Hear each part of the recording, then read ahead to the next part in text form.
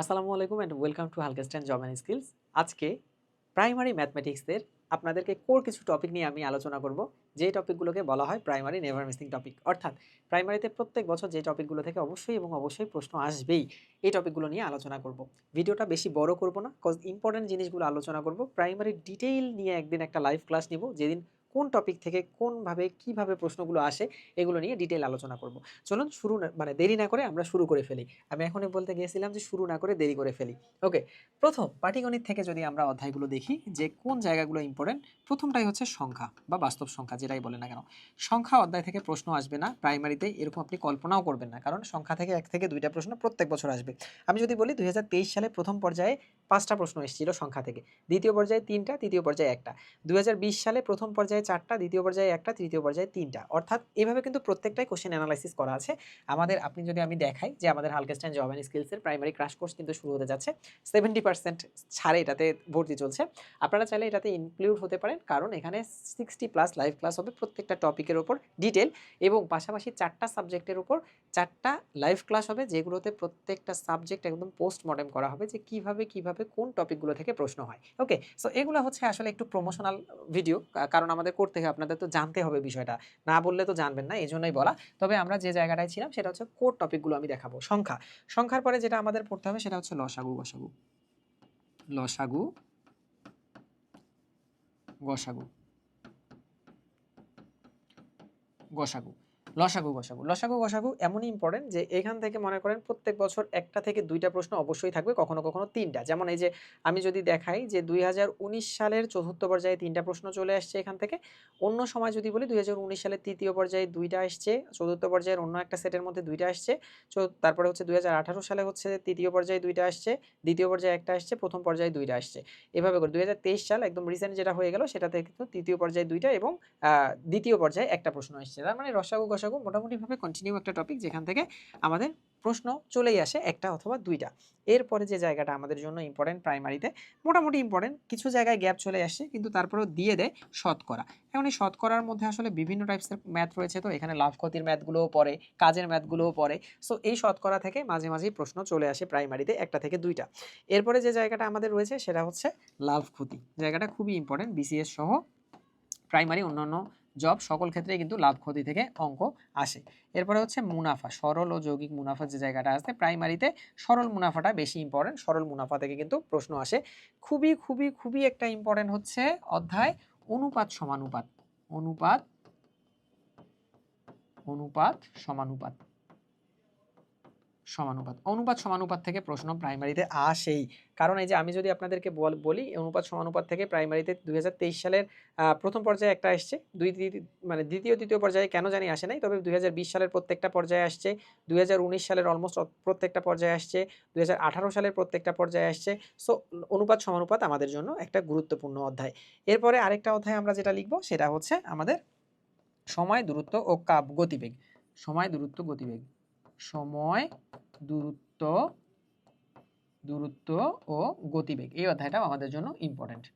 গতিবেগ, সময়, দূরত্ব, গতিবেগ, এই কয়েকটা অধ্যায় হচ্ছে পাটিগণিতের জন্য ইম্পর্টেন্ট। একদম বলে না যে সুপার শর্ট প্রিপারেশন যদি কেউ নিতে চায়, তাহলে প্রাইমারির ম্যাথমেটিক্সের জন্য এই যে কয়েকটা আমি অধ্যায় লিখলাম বা টপিক লিখলাম, এগুলো হচ্ছে খুবই খুবই খুবই খুবই ভাইটাল এগুলো টপিক, যেগুলো হচ্ছে আমাদের পাটিগণিতের জন্য ইম্পর্টেন্ট। তো এটা গেল আমাদের পাটিগণিত। এখন ভাই আমি বীজগণিত থেকে কি কি পড়বো, চলেন আমরা বীজগণিতের কয়েকটা অধ্যায় দেখি যেগুলো হচ্ছে নেভার মিসিং। প্রথম একদম বীজগণিতের মাদার টপিক যেটা, সেটা হচ্ছে বীজগাণিতিক সূত্রাবলী, বীজগাণিতিক সূত্রাবলী।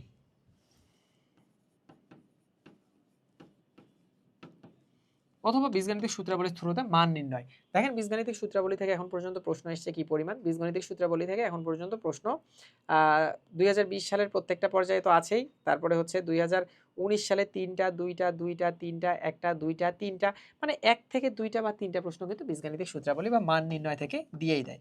এরপরে হচ্ছে সরল সহ সমীকরণ, সরল সমীকরণ,